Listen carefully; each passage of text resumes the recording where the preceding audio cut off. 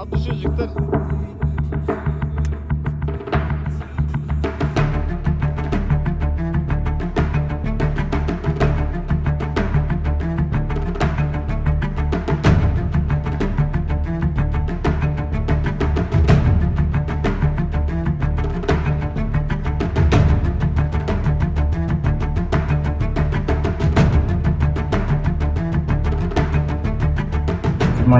Тамыз күні 2020 жылы түнгі мезгілде Елдос Атарханов даңғылы бойында жол ережесін бұзған, яғни жарық шамдарын қолданып жол ережесін бұзған болатын.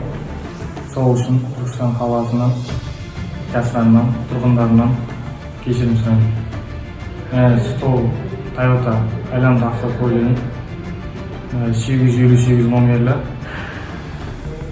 және де сол үшін жүрген тәртіп бұзғаным үшін кешірім сұраймын.